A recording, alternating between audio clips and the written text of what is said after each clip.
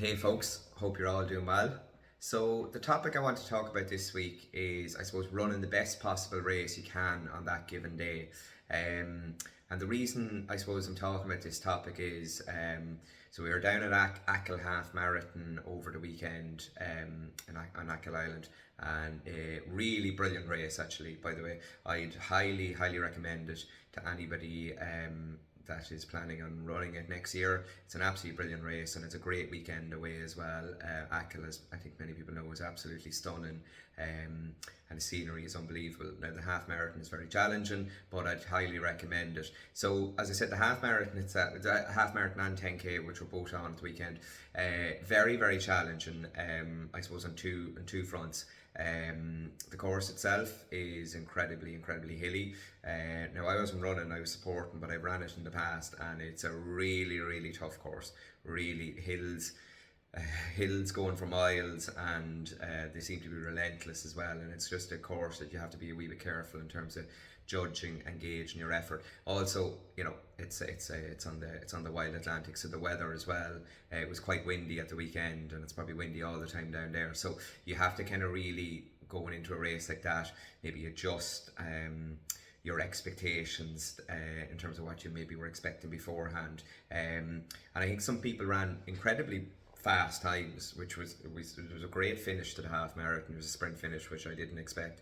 I think the two guys ran 1:10 high, which was absolutely incredible, and incredibly impressive as well. But I think for most people, they were probably maybe slightly down on maybe what they might have ran on a flatter half marathon, say. But that's okay, and that's kind of the point I wanted to talk about, is that I think, and this is something I've made a massive mistake in the past. You're going into maybe a race, and you've done your training, and you look at what you think is feasible for you on for, say, is it 10k half marathon, and you're kind of just, you're stuck to that, and that's the time you're going for, that's the pace you're aiming for. Well, you maybe haven't taken into account weather conditions, the course itself, how you're feeling on the day, maybe your stress with work leading into it, like maybe lack of sleep. And then, so what you do is you go into it, and you're still aiming for that lofty time that you had set, that goal that you'd set, and you're kind of married to that, and you have to go at that, and you're not taking into account the conditions on that particular day. And what happens usually with a lot of people then is that they either, I suppose, go out too hard, and it becomes really challenging, or maybe the time that they were aiming for early on, that maybe is not, they know it's not realistic, and they kind of slow down a lot, and they don't get the most out of themselves on that particular day. And that's the big thing I kind of want to get across is, you, like, when you enter a race, and this is my opinion on it, when you enter any race, it's to run the best possible race on that particular day. Now, that mightn't be a PB.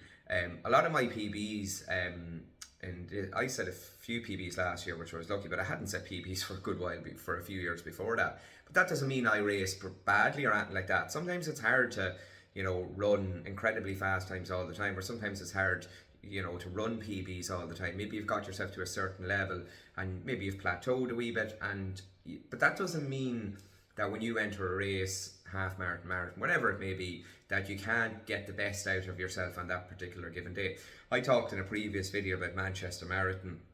I ran 2:34 on that day, and I was proud of myself in terms of I gave it everything in on that particular day. Now, I gauge my effort. Now, it got very tough in the last couple of miles, and I could have lost a lot of time, but because I gauge my effort, I suppose, in the lead up to it, and also, I suppose, not gauge my effort, but maybe adjusted my goal in the lead up to it, because I knew training hadn't gone as well as I thought. And like, when I started that marathon block, sub 2:30 marathon was all that was on my mind. And like, I think I would have deemed, a few months before Manchester, anything over 2:30 I would have probably deemed as a failure. But I kind of knew fairly on from training that I wasn't in that shape. But does that mean, like, you don't go over to Manchester and do it? I'm not in PB shape, so I'm not going to do it. No, like, everything is an experience. Like, I still think Manchester was an incredible experience and something that would stand to me. But as I said, I knew fairly on that wasn't on the cards for me in that build-up. And that's it. There's nothing I can do to miraculously go on the day Well, you never know, Noel. 230 could be there, but like I knew by the train and I knew by Everton in terms of building back up from injury that it wasn't there, and I was just like, what's a positive experience in this regard? I still want to get the best out of myself on that day. Now I talk went into a 232, 233. That's what I was thinking. I think I'd said slower to a lot of people, but in my head that's what I was aiming for, 232, 233. And I kind of went out with that effort, but I kind of knew from about 10k and I was like, I'm finding this hard already. I'm finding this pretty hard already, so I am. And so I kind of dialed things back a wee bit, because what would have happened is that would have went completely, I would have probably ran closer to 240 on the day, being honest, which wouldn't have been a bad time. But again, getting the best out of yourself in that particular day is really, really important. So if we kind of flip it back to Achill,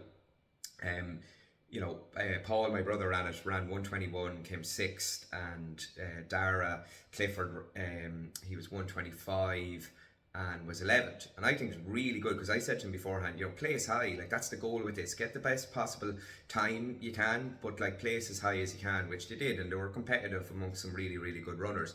But Paul went around the course the night before with a friend of ours and realised that this is a hilly course. And then we woke up that morning and the wind was howling against the window, so we were like, okay, you need to adjust. So his PB is 118 for the half marathon, so he ran 121. So I think he was just under 3 minutes slower than his half marathon. But I was like, that's worth a PB effort. I feel as though he put in a kind of a PB type performance, and that's the big thing I want to get across to people that I suppose are doing marathons, half marathons, whatever it may be, over the next couple of months. Run the best possible race on that particular day.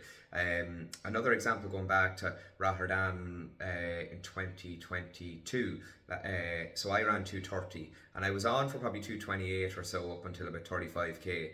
And the legs just went, and I started cramping and that, and but I killed myself. Like I absolutely, and again, that could have gone a lot. That if I'd have kind of given up and just gone, well, the time I want is gone, which was a sub 230. The time I want is gone. Oh sure, I'll just jog it into the finish line. But don't, I say, like, I'm not saying I haven't done that in the past in races. I've seen other people do as well.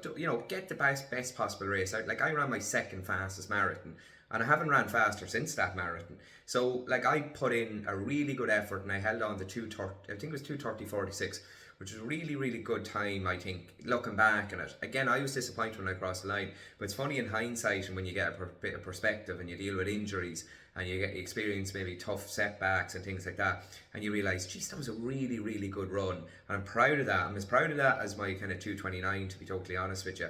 And again, like I did Ratoath half marathon last year, and ended up being third in the national half marathon championships, and ran a slight PB. And I didn't overly kind of like celebrate's not the wrong word, but I was just like, move on to the next one. I feel as though I could have got more out of myself on the day. And again, like, you ran a PB, when you put in a brilliant performance. But again, I think sometimes you need to look back in these races and realise, did I put in the best effort I could on that particular day? And when I say best effort, I mean in terms of running smart, and maybe adjusting to the conditions, adjusting to the environment around you, and get the best out of myself. Like really, really, I suppose, go to the hurt locker in terms of producing the best run you can. And if you do, I think you'll be able to look back in these races and go, that was a good race. I learned something from that. That you could take a learnings from it in terms of maybe going out too hard or whatever it is.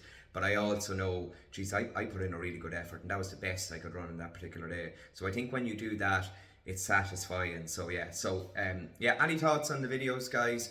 Let me know. Any thoughts on topics? I'll probably try and focus on some marathon type topics over the next few months as we lead to the likes of Berlin, Dublin Marathon, Amsterdam, all the autumn marathons coming up. So yeah, cheers for watching and listening, and yeah, if you can like, subscribe and share, it'd be greatly appreciated.